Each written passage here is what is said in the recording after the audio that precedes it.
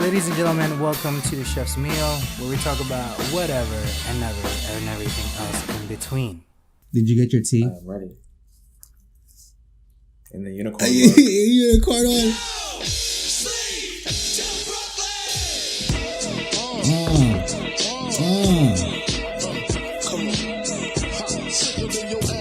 Now, welcome to the show, Rush Hour in the building. Welcome to the Chef's Meal. My name is Casey. Hey, my name is Sean, and we are two chefs going on our lives one plate at a time. Now, we talk about whatever and ever and everything else in between. Sean, I do have a new intro coming up, and I think that was a little tricky, but we'll see how it is. I'll let you know next week for that one. It's like it's not like a big deal. I don't know what it is, but it's gonna be a surprise, Sean. Surprise, surprise. Let me see your screen. Oh, that's right. Hold on. Usually would help if that goes. Hold on. Share. How do we share screen again? Share screen. Technology, guys. There you go. Technology in the future. Who does that?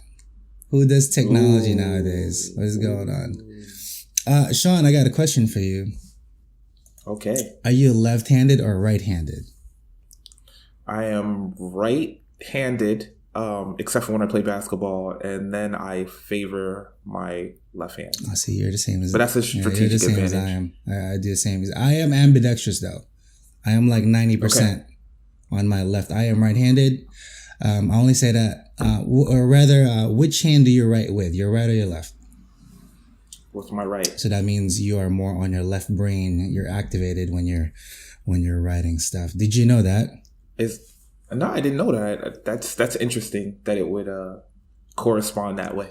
I was reading. I don't know what the fuck I was reading, but I was reading whatever actions you're doing on your other side, or rather, if you're right-handed, your left side of your brain is more activated while you're doing said actions. Likewise, if you're doing a left, you are more side on your right. But it doesn't really pertain to anything. I just wanted to make sure you knew that fact. Now I know. Today's meal is presented to you by Quaker Granola Oats. I just want to mention that because I love these guys. I freaking love these guys. Like I said, if you haven't, Sean and I are on video format. We are video voice conferencing each other. We are looking at the Quaker Simply Granola, and this is the oats, honey, raisins, and almonds. Love this thing. It's like little. You can add your milk into it. Oatmeal, or Mr. Quaker, if you'd like to sponsor the show, I would take Mr. a lifetime Quaker. subscription, please. Why, yes, Casey, I would love to sponsor your show. I'm just like, yes, because we love you guys so much. That's why we were going to sponsor. Big General Mills checks up in here. Oh my goodness. We are nearing the Christmas day, Sean. We are now. Yeah. Where are we now? What is today? Like a week out. Do I know what today is? Right? Today's the 11th. Okay, we got we got 2 weeks, literal 2 weeks till Christmas Day. How are you preparing till Christmas, Sean? Man, I feel like I'm slacking this year. I just put up the tree. Okay. My tree's not even on right now. It's up. Still off. Yeah, I put it up. What was it? Thursday? Thursday night. And yeah, that was an experience. Yeah, the baby likes the tree, but she might like it a little too much. Got it. Do you have Yes. You like the blinking lights? Oh yeah, so we have we bought this is baby's first Christmas or first real Christmas. I was like, all right, well, I'm not gonna buy a real tree because I don't know how she's gonna react. Yeah. So we got a fake pre-lit tree, and then adorned it with the little ornaments and balls and the like. And, I set up the tree right after she went to bed. I was like, oh, when she wakes up in the morning, she's going to be like, wow, this is amazing. And that's exactly what happened. And then she was like, oh, I could probably grab all these ornaments. Yeah, so she started pulling them off the bottom of the tree. I put her in the other room for a few, took all the ornaments off the bottom of the tree, put them on the top of the tree. And she was like, oh, well, I still want to get at those ornaments. So she took her little chair and pushed it up against the tree. Yeah, climbed into the chair and started taking the ornaments off. And I'm like, all right, so Brooke, you're canceling Christmas, apparently. Oh, my goodness.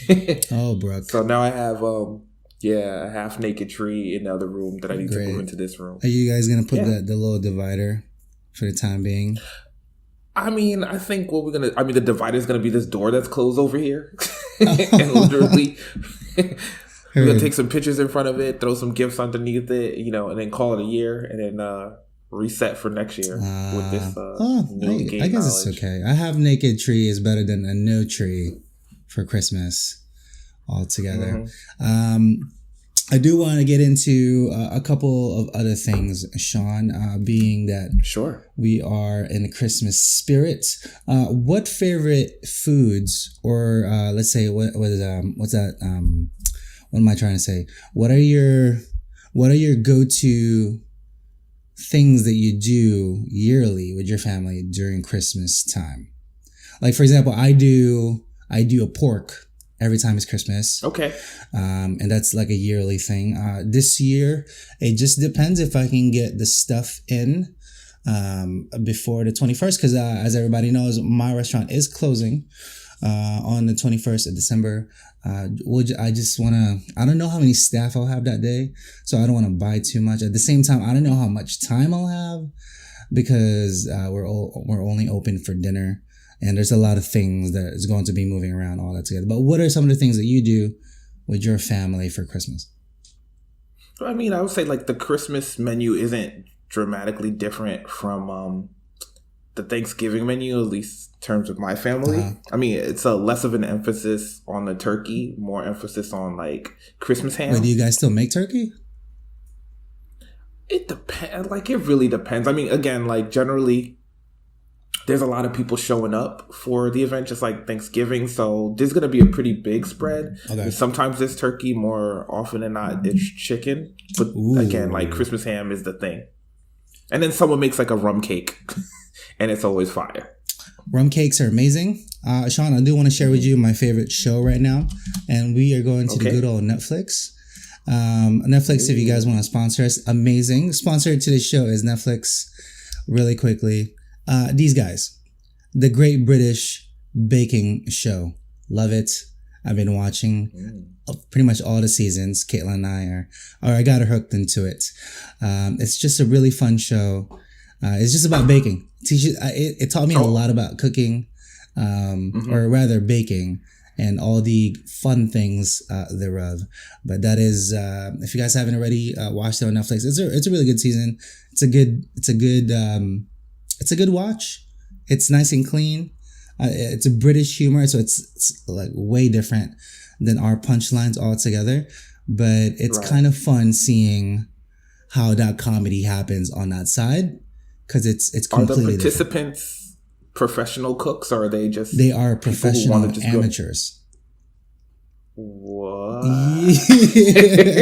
So I think the premise of the show was they batch like 5,000 submissions, and then almost like Iron Chef, where they come and make their own whatever signature dish, and then only 12 of them gets chosen for that season, and for 10 weeks they go ahead and compete in this tent, and they just bake a whole lot of goods. So it's like a spread of people from like I think the youngest last season she was on like 19 or whatever, all the way up to like a grandma level, where she has been baking for like 40, 50 years. And it's quite a treat. If you haven't already, the Great British Baking Show. I don't know why I'm like really pushing for it, but Sean, you should watch it, the Great British Cooking Show. I will. I've heard good things from good people about that show. So I will check it out. Now, let's go into the good old Monshasha News. Now, we are, this is what we call the segment of the show where I share with you the best things that's happening in the world of cooking, It's not that much, really. It's not like it's not that intense. Light week for good news in the culinary world. Yeah, like the culinary stuff. So it's not that. It's not like, oh, there's like another chef that's fucking like got wrecked or some crap. But there are a couple of things that are happening all together. So here we go. Here's the most pertinent one that I kind of want to share with you, because you and I have a thing for fast food. I don't eat it particularly anymore. My brother does quite a bit. I don't know if you consume it as much. However, the biggest chain. I try not to do it, but like there's times where, like, you know, I got a long commute, so sometimes it's just like I need to just grab something to eat really, really quick to kind of satiate me till I get home. Now, I do want to cover, this is McDonald's. So McDonald's, for me, being in the Philippines, is like the biggest chain. They serve different items. Being in the Philippines, though, their menu slightly changes, as you know, of any kind of chain restaurants, because you wanna what is it? Sell to your audience, your target. Yeah, you wanna cater to the demographics, right? The McDonald's in the Philippines, and we have a similar.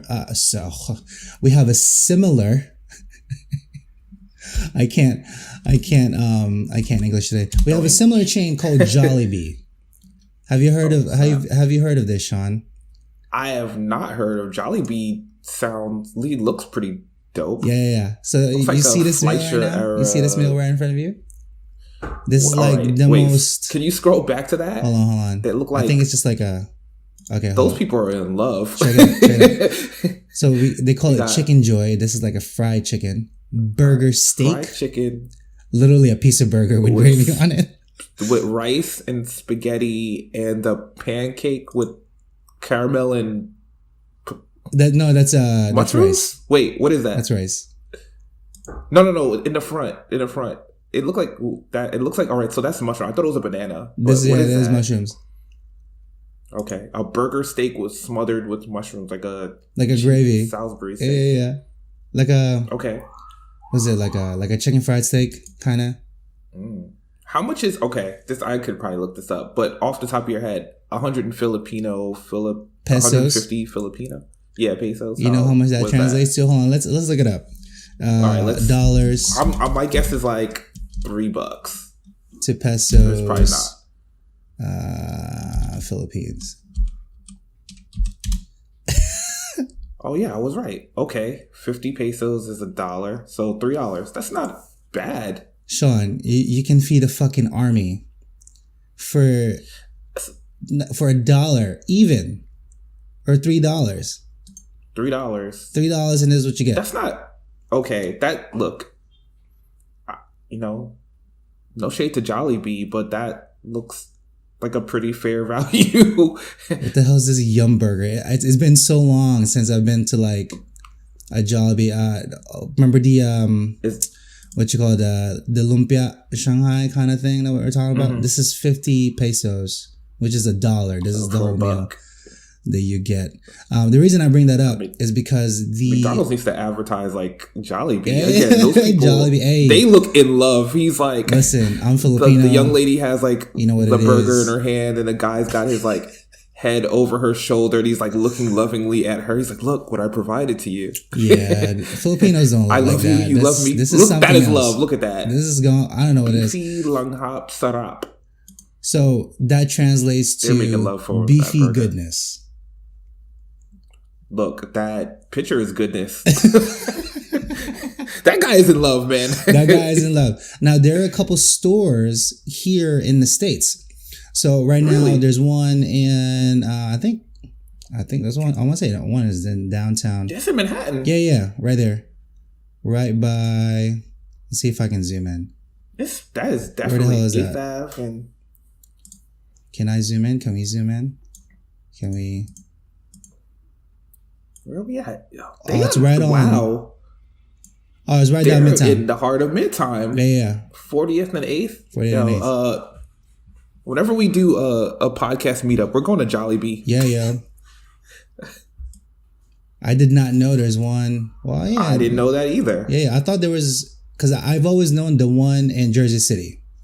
Jersey City. Yeah. Okay. So and then one in Woodside. So Queens, Manhattan, and Jersey City. All right. I mean, it makes sense if you're going to look for... Now, the reason I bring that up, Sean, is because the McDonald's in the Philippines also serve spaghetti.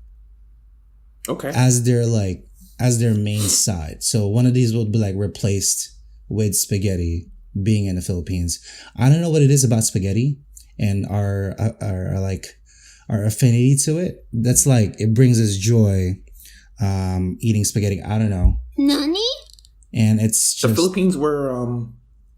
I don't say settled, but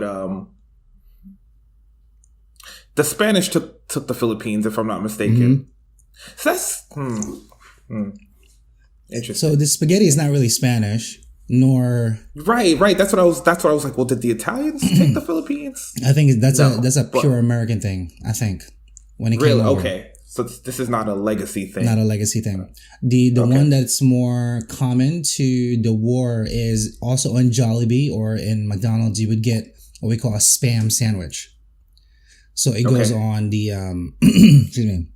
It'll go on like the Hawaiian rolls, a piece of Spam that's fried or sauteed or whatever, some mayonnaise and the other top bun, and you call that Happy Days.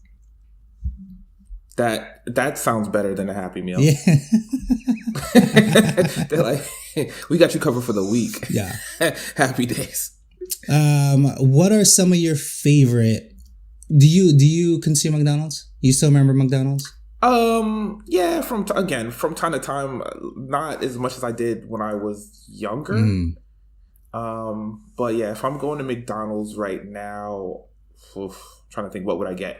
I would get some apple pies. Ooh, I like the apple pies. I might do a chicken McNugget with sweet and sour sauce. Hey.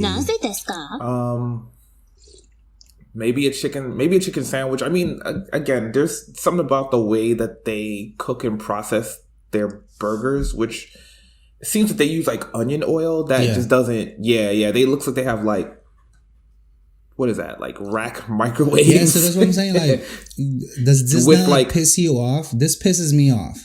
I mean, this is what cooks their food. They're trying to just do it so quickly, like super convection ovens. It's like a half salamander / convection oven. Yeah, it's insane. And again, I get it, but it's just, I don't know, whatever the oil is, because I don't think that the issue is the quality of the meat. I just think it's the oil that they cooked. Must use to cook it, and it just doesn't sit right with me.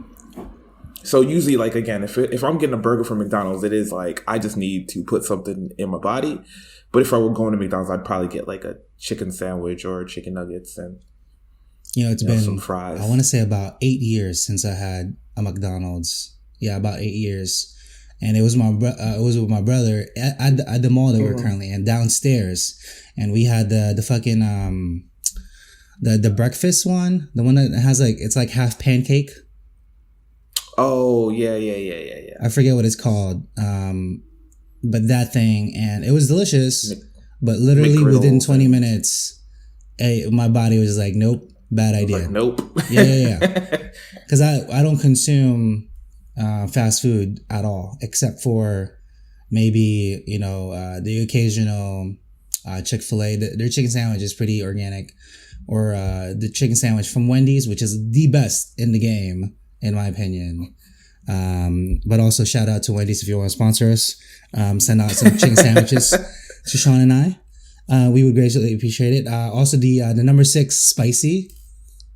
That'd be the number 6 spicy chicken sandwich. You just put in orders now, right? Maybe I should just call him. You gonna play this podcast? Can we just like get the drive-through window? 2 number 6 spicy. I think it's the number 6. I don't know. You would know better than I would. The one by like the number 4 exit, like down if you go towards the Parkway. So going towards New York. There's yeah. Okay, I know it. But that settles our Monshushu news for this year around. Now there's a whole bunch of things that a lot of people kind of consume for the holidays. But just know, okay, that everyone in the service profession, we are dreading this time of year. Sean, can you explain why? Well, I mean, I guess dread is kind of serious. Dread is serious. Dread is serious. Dread is serious.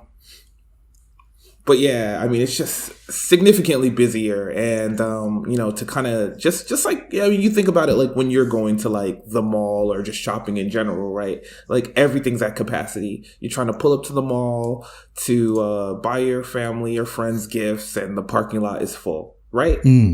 So yeah, so if you just imagine that scales to all the business that's happening in establishments like that, and considering that both of our restaurants are currently attached to some of the largest malls in the New Jersey area, you can understand how that expands out as far as business. So, I mean, again, these last 4 weeks of the year, 4 or 5 weeks of the year, I mean, we increased business by like threefold. Pretty much. Yeah, so everything is scaled up. The amount of product we bring in, the amount of prep that we need to do, but the time that you have to do it in doesn't change. It doesn't. It needs to happen when those time, yeah. Again, I mean, the way around is obviously you hire, just like any other place, like you hire up and you try to make sure you have enough people on hand to keep up with demand. But you can feel it. And I like to say that this time of year, as far as our employees are concerned, that they're king and queen makers. You get to see what people are really, really made up, and it's a great opportunity to kind of build up the skills that you're going to need to succeed at other parts of the year. Quite a bit, but it's all condensed into like these 4 or 5 weeks.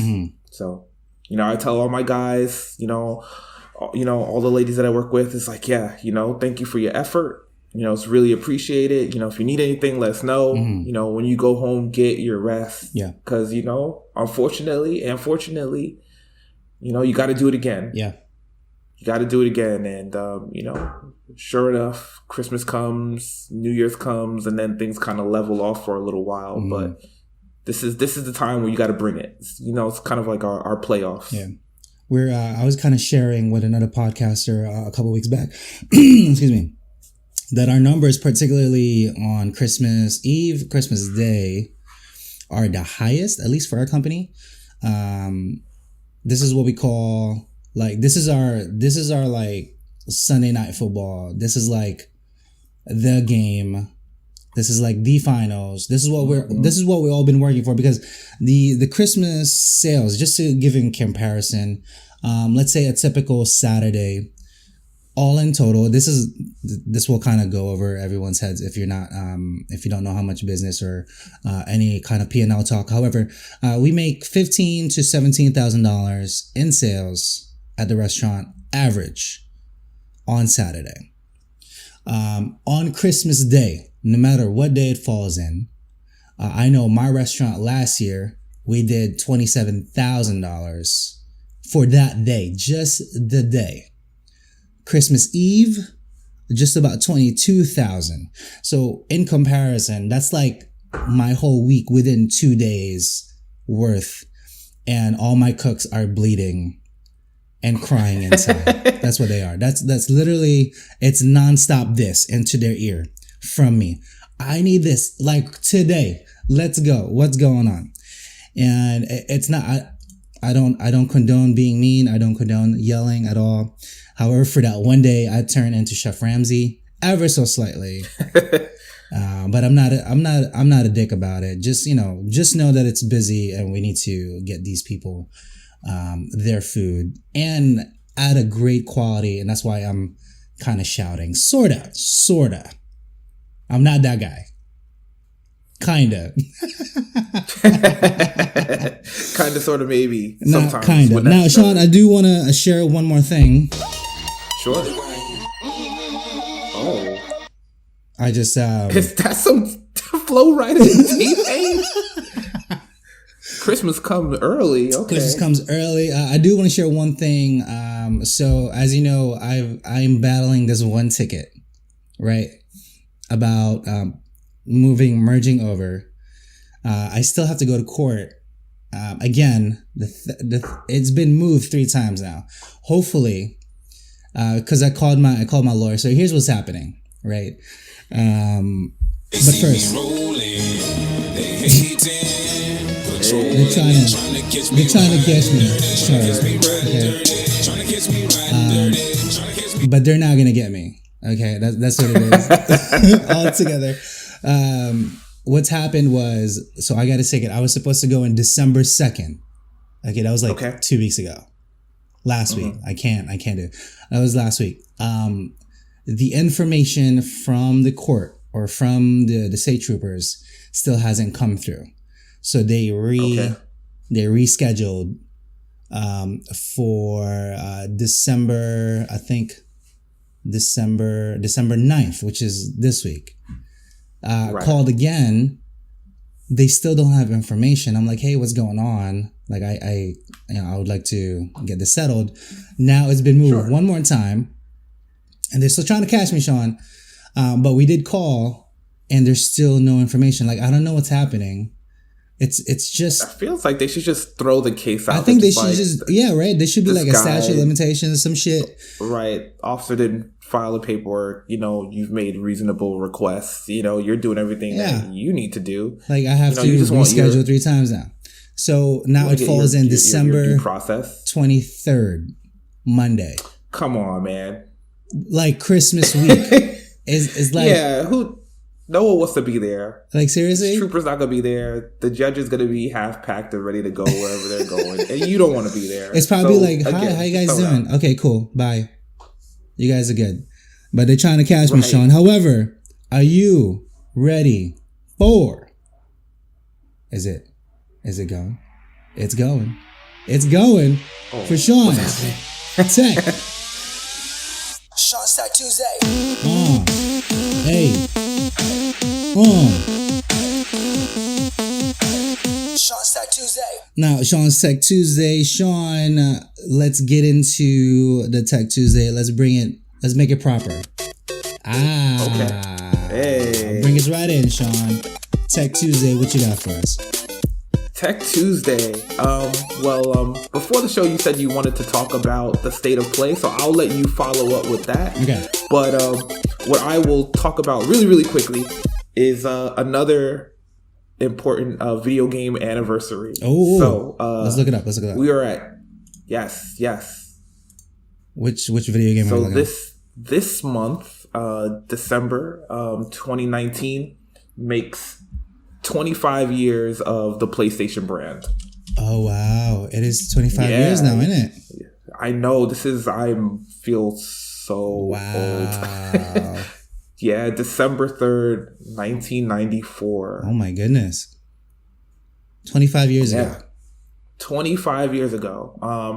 And again, like PlayStation has been a part of entertainment 25 years, and it's kind of I feel at this point kind of synonymous with video gaming. Mm-hmm. I mean, I remember when I was little, like when people would say, "Oh, are you playing a video game?" They'd be like, "Oh, you're playing a Nintendo, right? It's a Nintendo." But I feel like nowadays, it's a PlayStation. You might as well say PlayStation.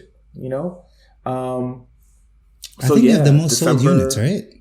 Yeah, they do, and that's what I was gonna kind of bring up a little bit later too. It's just like in those 25 years. They'd sold 100 million units of the original PlayStation. Oh my God. They sold 155 million units of the PlayStation 2, which I believe is still the most systems that any company has sold, which is crazy. 155. Best-selling home console to date. 155 million. I mean, 155 million. I mean, you compare that against just the population of the United States, which is like 300 million. That would be like if every other person had a PlayStation. Yep. Right. Wow. Now, obviously, again, you're extrapolating that across the entire world and all sorts of different markets and, economic stratum. But, it's few and far between that like one product or one family of products will continue to sell, that amount of hardware. I think the PlayStation 3 sold 85 million or something along those lines, and 80 million units. The PlayStation, that's again crazy. God. And the PlayStation 4 is again synonymous with gaming, and they're about to release their PlayStation 5 next year. Hey. So as a look back at some of the at the original PlayStation, I dug through my collection and I picked out a few of my favorite games. So this is not really going to play well for the audio. This is for the Patreon and people on video. It's okay. But let me take a look at some of the stuff that I have. So Sean reach back. Sean has the games right behind him. I have. Oh my god, this is such a throwback. So this is one of my first games. It's my favorite game ever. The original Tekken 1. Wow. Look at that cover. The PlayStation when they originally came out, they came in these giant plastic cases that are probably, I don't know, 1.5 times as thick as a DVD case.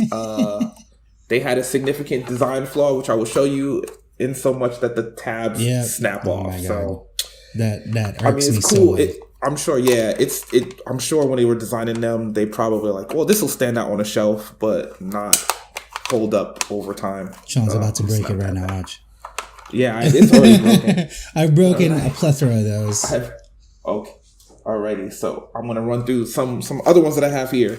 Alright, so this is Namco Museum. Oh my god. It has Miss Pac-Man, Dig Dug, Galaxin, and Pole Position.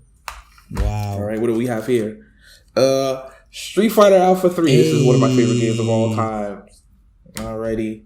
You're going to see a lot of fighting games here because when the PlayStation 1 came out, that's what I was playing a lot of. Silent Hill. Classic. Scary game from way back when. Spyro the Dragon, which everyone I has to have I it. bought. I feel like this is my cousin Brian, so if he's listening, you can have it back. You can have it back. Einhander, which was a shoot 'em up game where you kind of played as this flying robot, and he had like 2 arms that you could switch on the fly. One of which had a gun, and one of which had another gun. Apparently, it's been 25 years since I played that. That's been a long time. That one. The original Resident Evil. Again, more fighting games. So what do we have here? I have Street Fighter EX plus Alpha. Oh my god! This is the first 3D Street Fighting game. That was like the best one. Street Fighter Alpha 2. I didn't like Alpha Gold. 2 too much. Again, this is a game that's definitely one of my favorites that not a lot of people have played. It's called Rival Schools United by Fate. I had the Japanese import. Hey, like straight up, it was all in Japanese, no English, and I paid. I think at the time it was like $47. I think on the market. Yeah. Because we had to get it imported from Japan to here, and not that many people was selling it. So I was like, hey, I would absolutely. There's one character in there. The oh god, it's been so long. I forget who it is, but anyway, really cool game. And it's just high school kids trying to mess each other up, literally. It's a fighting game. Yeah. I mean, again, it sounds crazy now, but like, yeah, that game it's really, really good. And I remember, trying to get a copy of it when it first came out. Like, no one had heard of it. So I went to quite a few GameStops until I finally came across one. And I will never get rid of this game. Love that game. All right, what else do we have in this pile? All right, so we have Wipeout XL. It's a futuristic, or then for the time, hovercraft racing game. I have Strider 2. Which I think my god, comes with the original Strider. Alrighty. The soccer Puzzle guy. Fighter 2 Turbo. That's what I used to play all puzzle the time. game. Yeah, that has like the Street Fighter characters. Again, you're gonna see a theme here because I liked fighting games and specifically the games that Capcom was making. This is a copy of Ape Escape, where you played a little kid with a big ass net. And you had to run around the level and catch all these little monkeys that were trying to run around from you. Oh my word. All right. This is Wipeout 3. Another, again, the sequel to Wipeout XL that I mentioned before. And this game has like a really, really cool jungle electronic music soundtrack. All right. Ridge Racer Type 4. I never played that. Again, that another game.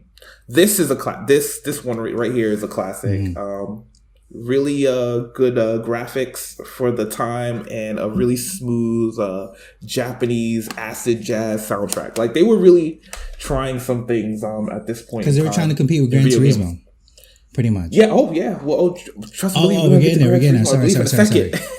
No doubt. So we have Metal Gear Solid. My God. And again, this is not my original copy. I don't know what happened to it, but I bought a Greatest Hits copy, which is why it has the green stripe for those who care. For those that people remember, it was green stripe when it was Greatest Hits. When it's Greatest Hits, and I feel like it had to sell over a couple of. They just go on sale, kind of. Yep. Yeah. So after selling like a couple of million units, Sony would then re-release the games with the Greatest Hits label, and they all, instead of retailing for like $50, were like 20 or less. So I have another Greatest Hits copy again because I didn't own this when it first came out. I borrowed it from a friend to beat it. Final Fantasy VII, another classic there. Sean, alrighty, that's the game. I know. I had to dig through it, and I feel like there's still more stuff that I haven't found amongst all these boxes here. All right, Parappa the Rapper. Yes, that was so classic. That's it, yeah. And the sequel that most people I don't think have played called Jammer Lammy. I played that one. So, this one, instead of being a rapping dog, you were she looks like a bear. Yeah. But she played the guitar. All right. Castlevania Symphony of the Night, which is a classic that you can still buy on the new consoles as well. You can play that. Most of these games, again, they're like classics. They get re-released over and over again. Here, I hope the case doesn't break. My original copy that of is the original Gran Turismo, folks. I don't know where my Gran Turismo 2 disc is. All right, what else are these? Okay, so these are just random. This is Mega Man X6, which I don't remember. Again, I don't remember buying this, but I have it. Here's a copy of Knockout Kings 2000. Hey. It's out of this one I probably got at like a garage sale or thrift shop or something, and it has Muhammad Ali. So I will hold it was that a boxing down. Game for everyone aware. And this is a copy of Ridge Racer Revolution. And the original Ridge Racer was one of the first games that came out for the PlayStation. And again, I know I own a copy of that, but I'm sure it's probably in a box in my parents' house. So, Mom and Dad, I'm coming to get that box, I promise. I know you guys are listening. I'm coming to get the rest of that stuff. We got the space for it now. I'm sorry. And goodness. Again, like the legacy of, the PlayStation brand endures. So, PlayStation 2 games, it's a little out of focus, but this is Capcom versus SNK 2. And then, some of the classics from the PlayStation 3. So I have Metal Gear Solid 4, Gran Turismo 5, and then the stuff I'm playing right now, NBA 2K20. And again, I remember when the PlayStation first came out, we didn't know what to think of it, because at least at that point, people thought of video games as Atari and Sega and Nintendo. And I remember the first time I even saw a PlayStation was when I was in an after school center. This was around my freshman year of high school.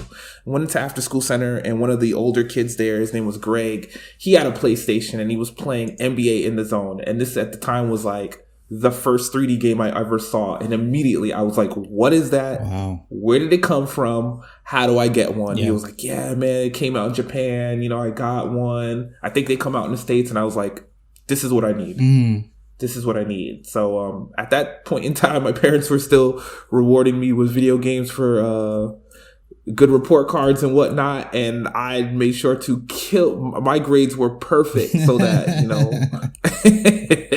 I was in the best position. Did you have PlayStation? Was PlayStation your first console? Or did you have Nintendo? So my first console was an Atari 2600 that I inherited from my parents. And then after that, I got a Nintendo.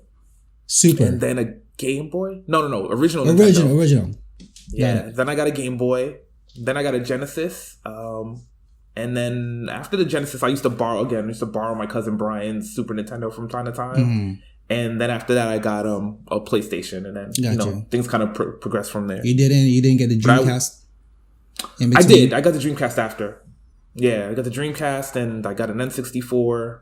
I picked up a Sega Saturn used at some point. Saturn I didn't get. And, and then from there, again, I try to pick up the stuff that, I liked and thought was cool and, was relatively affordable. I mean, there have definitely been some systems that like I picked up that weren't very well supported. But the PlayStation, again, you can see from my library of stuff that I've decided to keep over these last 25 years. They've definitely made some classics and contributed to some genres that and series that continue to exist today. No, it's Gran Turismo's still around. Metal Gear is still around. Just so good. All the classics are so good.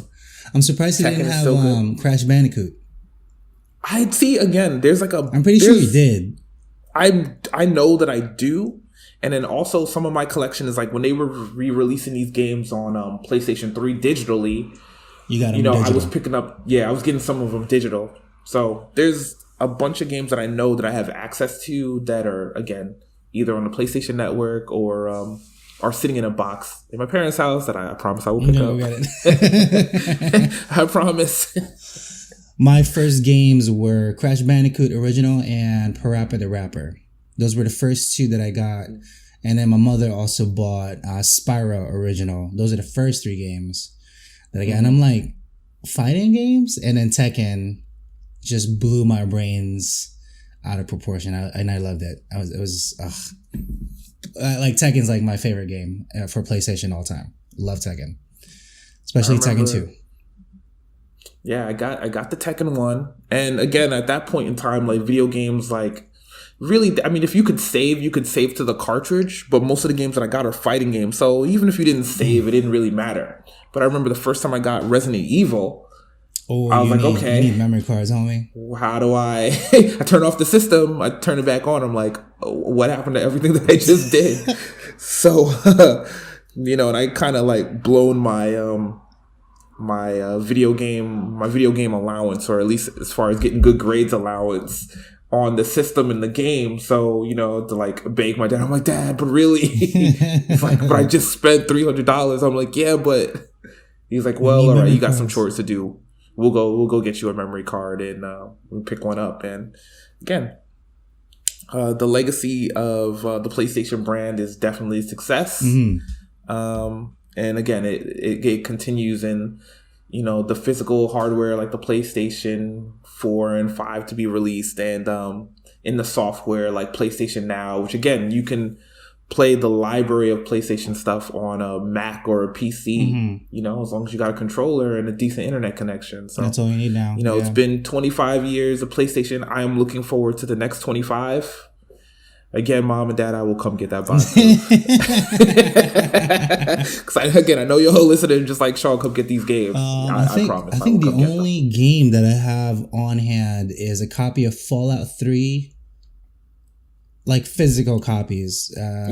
Final Fantasy 4:15, the newest one. Oh, okay. I forget what it was, but the limited edition version as like a super crazy case. And I think Overwatch, like the physical copy, in the closet right there somewhere. I think those are the only two. I'd say it's funny how technology and taste change. So nowadays aside from that copy of NBA 2K that I pulled out, I really don't buy anything physical. Just like to keep it digital. Against it's easier to manage. It doesn't take up as much space. Again, if I pan the camera, there's a box of two boxes full of games from Dreamcast and PlayStation 3 and all that still stuff. Kept them. Wow. Yeah, because V must love that. Exactly. All of this is gonna go right back in the box in the closet before she wakes up. Oh my goodness. But yeah, there wasn't an infrastructure to get those things digitally. So physical was the way you had to go. No, it really is. Yeah. But yeah, shout out to the PlayStation 25 years. And I guess I'll open up the floor to you to talk about the state of play. No, I just want to say, PlayStation, if you guys want to sponsor us, hey, like if you want to send me the first copy of Ghost of Tsushima, please, I would love it. But Sony just announced the state of play. So they have this thing yearly where they pre-announce all the games coming out, the year coming, more so than E3.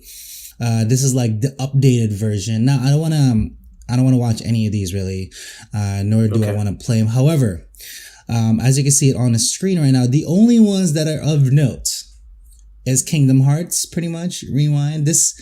I watched the actual video, and it gave me feelings all throughout. This is my brother's favorite game of all time. I think he put the same amount of hours to this that I did Final Fantasy VII. Like the entire series. Like my brother did just about like 400 hours on the entire Kingdom Hearts. And he freaking loves it. And he plays in like super stupid difficult mode or whatever the hell it is. I couldn't even...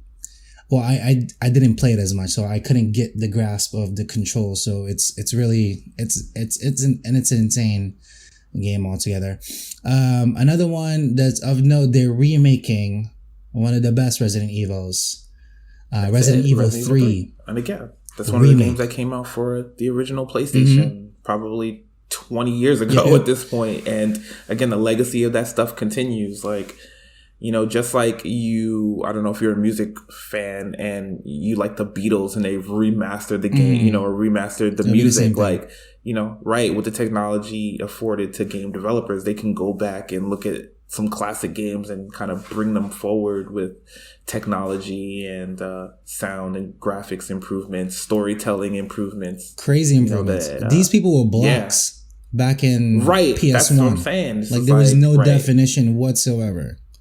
Besides the cover, like if we brought up like the old Resident Evil 3, it wouldn't even look like these people, yet alone the gameplay altogether. However, the one that I'm waiting for PS5 or PS4 it will come out for, but I'm not going to get it for PS4. Ghost of Tsushima, the gameplay on this one is the game-changing one. This is like the game that everyone is looking at, kind of, because it's running on a different engine altogether to give you that feeling where it's almost like it had its own ray tracing in it to begin with.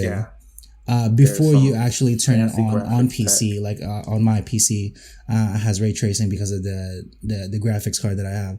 But this emulates that without having that software being on in its own game altogether. So I'm really excited about this one.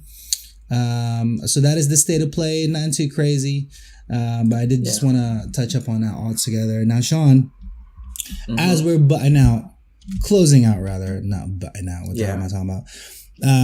Any final thoughts as we kind of? Well, I mean, we'll get into the Christmas thing a little more next week. Kind of like dedicated.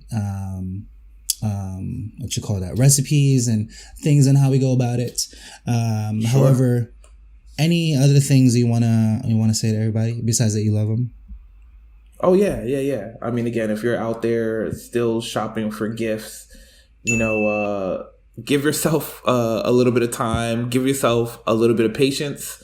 You know, because everyone out there is trying to, you know, scrounge and scrap and find those perfect gifts for their loved ones at this time of year. No. They're all going through it. Yeah. So, again, build some time into your schedule to account for that. Stop into the restaurant of your choice and get something to eat. And, hey, if you got a little extra, you know, tip your servers, take care of them. Because they are busting their asses for you right now. Pretty much. You know what I'm saying? There's a lot of work happening to make sure that, you know, your food gets out to you nice and hot and the way you like it. So take care of the people that are taking care of you. Otherwise, the servers would be just like some fries, motherfucker. They're just fed up with your shit. Like, nah, here you go. Here's your fries, motherfucker. But one quick little thing before we do finally go. Did you know that the Miss Universe pageant is still happening? And Steve Harvey is still the host for it since 2015. Since he did the little flub on it. That's crazy. He's still there. So it happened if you host this year. Miss It aired Universe, one more you get to be the time. I love president Mr. Harvey. in 10 years. This So. is the greatest answer I've ever Say hello to President Steve Harvey in 2032 or whatever it'll be. It's not like he messed up again, but he was reading the teleprompter correctly, but the information that was on there was incorrect. And so he was like, hey man, it's not me. I'm just reading the teleprompter. It's like, why was I not watching this? Because I can see his face saying it. The man is so animated. Like I love the dude, but that's all I wanted to go. Other than that, Sean, that's all we got for the Rush Hour special. We'll tune again next week for the things. I do want to just blow it up really quickly so people can see all the good things into the screen. There we go. Chef Salty Pork everywhere, streaming on Apple, Spotify, etc. Everything else. The first episodes will be on Patreon. Let me just type that in real quick. Come on, internet. What? Oh, sorry. I can't type. I'm like, what's going on? There we go. I was like, my internet should be pretty dang good. There you go. Patreon.com/porkandwine gives you all the extra tidbits, the episodes first, any also some bonus episodes in there that you can't find anywhere else, some photos of the actual restaurant, of our crazy insane tickets that we get, which is pretty cool. And this is my desktop version, so you don't see like it's porn or anything. Okay, these are just actual episodes that Sean and I have in there. It's not blocked out or anything. And then also on Launchpad DM, the actual audio version of this will be out there first, and then on everywhere else streaming the day after. And then let's bring into the other scene, Chef Salty Pork Podcast and Pork and Wine, or you can find us on YouTube, rather, Chef Salty Pork Podcast. And also you can check out Sean at MetroCardX on Twitter. Hit him up right there. We do reply. He will reply all the time if he's not too busy. All the time.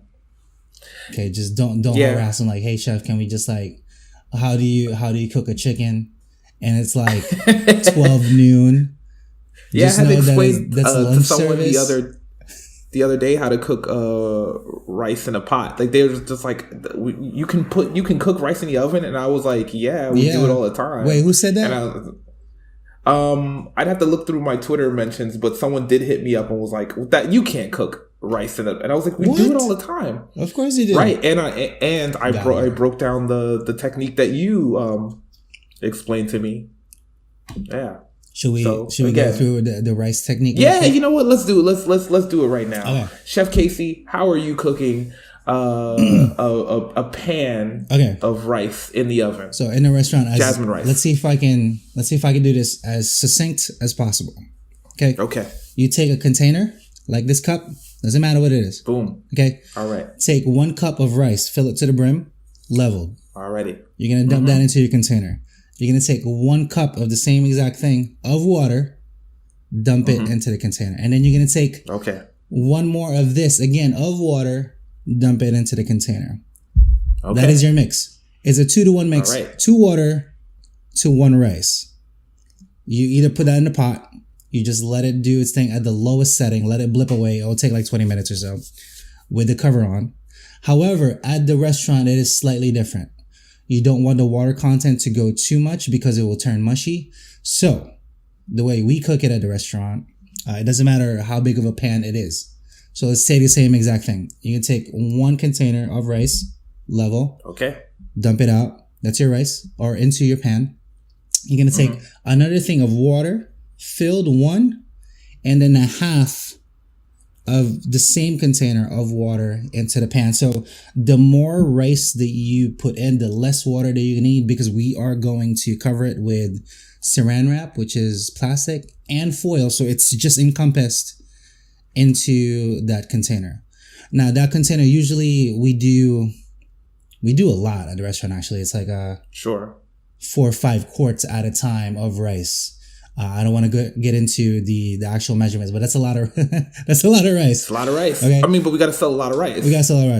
That will go into the oven for 40 minutes at 375. Quick question, Chef Casey. How do you season the rice before it gets wrapped up? I didn't go over seasoning, didn't I? So you would want to season it beforehand. You would then put a 1/4 cup. It sounds a lot. A 1/4 cup of salt to that batch of 5 quart rice. So if you were at home and you're just doing 1 cup, that's the difference. You're only putting a teaspoon of salt into your container. You don't put a 1/4 cup. You will not have a good time when that rice comes out.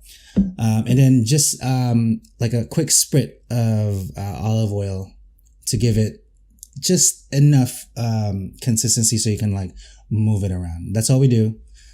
Into the oven, 375 for 40 minutes. And then you take it out of the oven and you let it rest. And here's the more specific thing. You let it rest for another 15 to 20 minutes, covered. Don't touch it. Leave it there. What it does is it will cook fully from the bottom up. It will steam and it will come off your container. A little Asian trick that I learned. So it's not all stuck to the pan. And then you either scoop it out or you flip it into a green tray. And that's how we make rice. That's how we make rice. See? So it is possible. people were just like, you can't do it. I was like, I can literally show you. Yeah.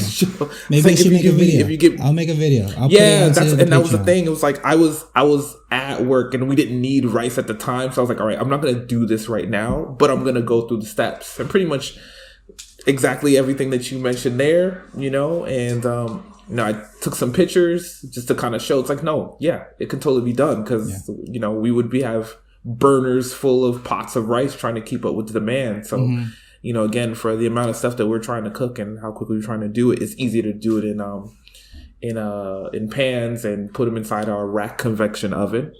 Shout out to the convection episodes prior to the convection oven. But chef, why can't you just buy a rice cooker?